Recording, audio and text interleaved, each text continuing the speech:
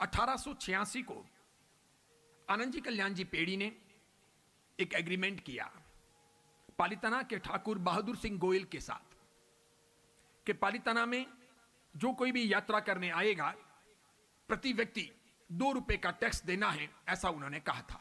हर व्यक्ति को 2 रुपए जमा कराने हैं उस जमाने में 1886 में, जो पॉसिबल नहीं था। इसीलिए 40 साल के लिए आनंद जी कल्याण जी पेड़ी ने ठाकुर बहादुर सिंह गोहिल के साथ एक एग्रीमेंट किया। वो 40 साल के लिए मान्य था। 40 साल के बाद में उसे रिन्यू करना था कि आप किसी भी व्यक्ति से पैसा नहीं लेंगे, हम हर वर्ष 10,000 रुपए आपको देंगे। हर वर्ष हमारी आमदनी का 10,000 रुपए आपको देंगे टैक्स के तौर पर।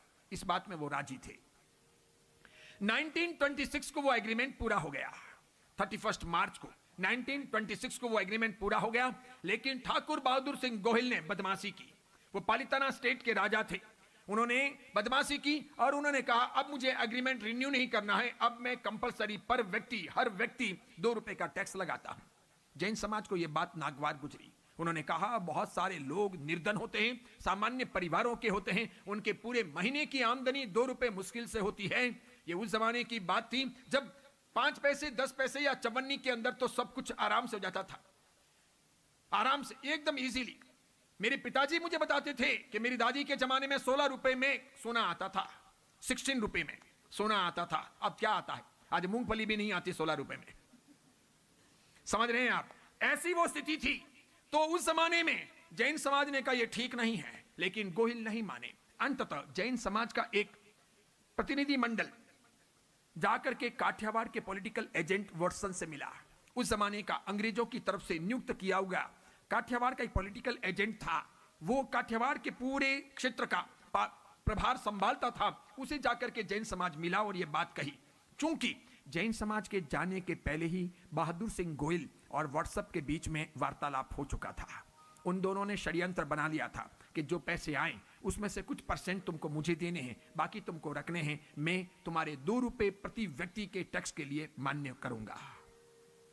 ये दोनों ने मिलकर के बदमाशी कर ली थी। जब जैन समाज का प्रतिनिधि मंडल राजकोट जामनगर पहुंचा और काठियावाड़ पॉलिटिकल एजेंट से मिला, वाटसन ने बिल्कुल रिस्पॉन्स नहीं दिया। परेशान होकर के जैन समाज ने अहमदाबाद आकर के यह तय किया कि अब कोई जैन जब तक हम ना कहें तब तक पालीताना यात्रा करने नहीं जाएगा। सबसे पहले यह ऐलान विजय नेमिश्वरी जी महाराज ने भावनगर से किया कि किसी को नहीं जाना है। जो सच्चा जैन होगा, असली जैन होगा, नहीं जाएगा। बहुत बड़ी सभा चांदनी चौक में अहमदाबाद में आयोजित हुई। हजारों की संख्या में बड़े बड़े सेठ साहूकार पूरे गुजरात से और राजस्थान से अहमदाबाद की सभा में सम्मिलित हुए।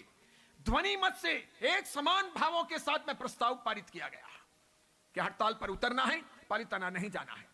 उसे देख करके मुंबई के अंदर जैन समाज की उससे भी विशाल बहुत बड़ी ऐतिहासिक सभा हुई।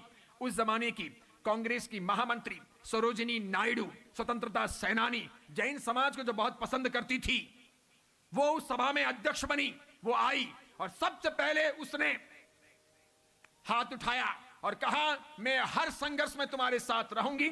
ये जैन समाज के साथ अन्याय है, किसी भी हालत में यह काम नहीं होना चाहिए।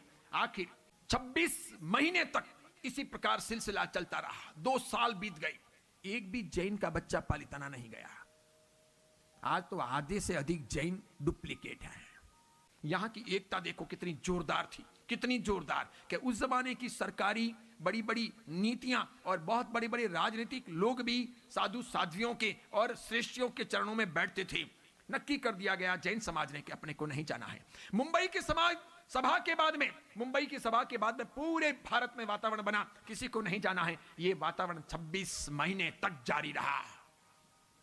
माइका लाल एक भी बच्चा पालीताना नहीं गया 26 महीने में। बिना सोशल मीडिया के, बिना व्हाट्सएप के, बिना ट्विटर के, बिना इंस्टाग्राम के, कैसा प्रचार, बिना अखबार में दिए हुए। उस जमाने में अखबार बहुत छपते नहीं थे और अखबार पढ़ने का रिवाज नहीं था। बावजूद इसके कोई नहीं गया। माउथ पब्लिसिटी होती गई, सबको कहते गई। ना कोई साधु गई, ना कोई साध्वी गई। आज तो बहुत सारे साधु भगवंत भी नहीं मानते, साध्वी जी महाराज सब भी नहीं मानती। सबको पालीताना बड़े बड़े कार्यक्रम करने हैं और इसीलिए धीरे धीरे पालीताना की स्थितियां और बिगड़ती ही जा रही है। वहां जैन समाज ने 26 महीने के लिए नक्की किया फाइनल किया कि नहीं जाना है। आखिर वॉयसराय लॉर्ड इरविन थके। लॉर्ड इरविन का जैन समाज पर लेटर आया कि मैं शिमला में तुमको आमंत्रित करता हूं मीटिंग के लिए। जैन समाज की तरफ से कीका भाई सेठ, कीका भाई प्रेमचंद, जिनके नाम से कीका स्ट्रीट बनी हुई है, जो गोड़ी जी पाईधुनी के मुंबई में ट्रस्टी भी थे, और गोड़ी जी पाईधुनी के स्थापकों में एक नाम वो कीका भाई प्रेमचंद सेठ, वो भी गए प्रतिनिधि के तौर पर। दूसरे गए माणिकलाल मनसुखलाल शाह, ये भी जैन समाज का उस जमाने का कस्तूर भाई शाह से भी बड़ा दिग्गज नाम। तीसरे गए कस्तूर भाई, ये 3 जने गए। उधर से आए ठाकुर बहादुर सिंह गोयल, उधर से उन्होंने बुलाया वो पॉलिटिकल एजेंट वाटसन को। और आखिर बहुत तगड़ी जैन समाज की प्रस्तुति के बाद में वायसराय ने वो कार्यक्रम वापस कैंसिल किया और कहा जिस प्रकार तुम्हारा पुराना समझौता था उसी प्रकार 40 साल के लिए नया समझौता किया जाता है, तुमसे एक्स्ट्रा कोई पैसा नहीं लिया जाएगा, और जिस प्रकार आरएनजी कल्याण जी पहले पैसे देती थी उतना ही टैक्स भरना है। आखिर सरकार को, अंग्रेजों को, बहादुर सिंह गोहिल को, सबको झुकना पड़ा। जैन समाज की जय जयकार हुई। ये 90 वर्ष पहले की बात है। 90 वर्ष पहले 26 महीने तक यात्रा बंद रही। 1928 1 जून को वापस यात्रा प्रारंभ हुई। 1928 1 जून को यह यात्रा वापस प्रारंभ हुई। ये सब गवर्नमेंट के, अंग्रेज सरकार के एविडेंस देखने जैसे हैं। और फिर 1947 में तो भारत आजाद हो गया, तो फिर ये राज दरबारियों का, राजाओं का टैक्स वैक्स सब समाप्त हो गया। इस प्रकार पालिताना का सुंदर संचालन किया गया।